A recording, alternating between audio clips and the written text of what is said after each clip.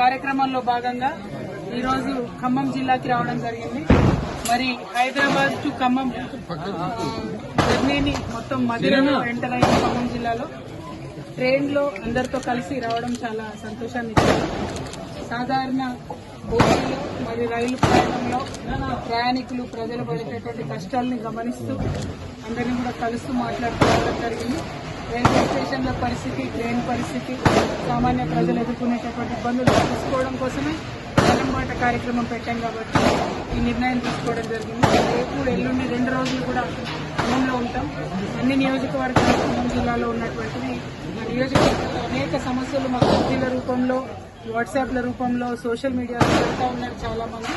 మరి ఆయా సమస్యలను ప్రభుత్వం దృష్టికి తీసుకెళ్లి పరిష్కరించడానికి మా వంతు ప్రయత్నం మేము చేస్తాం. దాంట్లో భాగంగా జాగృతి కార్యకర్తలందరం కూడా జనంబాట పట్టడం జరిగింది. మరి జనంబాట కార్యక్రమాలు తమ సమస్యలు మా దృష్టికి తీసుకురావాల్సిందిగా ప్రజల్ని విజ్ఞప్తి చేస్తా ఉన్నాం.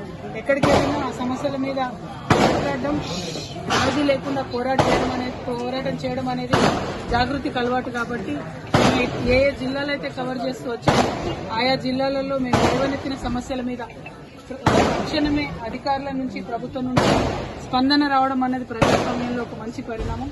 నిన్న మేము నల్గొండకి వెళ్ళాము. అక్కడ నక్కలగండి ప్రాజెక్టుకి వెళ్లి ఖచ్చితంగా కలెక్టర్ గారు రావాలి, ఆ తండాకి భూ నిర్వాహకులు ఇబ్బంది పడుతున్నారని చెప్తే నిన్న కలెక్టర్ గారు అక్కడికి వచ్చారు. మిర్యాలగూడలో అక్కడ రైస్ మిల్లర్స్ డిమాండ్స్ చెప్పాము. దానికి ప్రభుత్వం సానుకూలంగా స్పందించింది. నిజామాబాద్ నుంచి మొదలు పెడితే ప్రతి జిల్లాలో మేము కేవలం ప్రజలకు నిజంగా ఆన్ ద గ్రౌండ్ ఉన్న సమస్యలు లేకుండా ఉన్నాం కాబట్టి అవి కూడా ప్రభుత్వం పరిష్కరించడానికి ముందుకు వస్తుంది. సో ఈ జనంబాట కార్యక్రమం only issue is people's issue, అంతకు మించి ఇంకో ఎజెండా లేదు. Thank you. జై తెలంగాణ.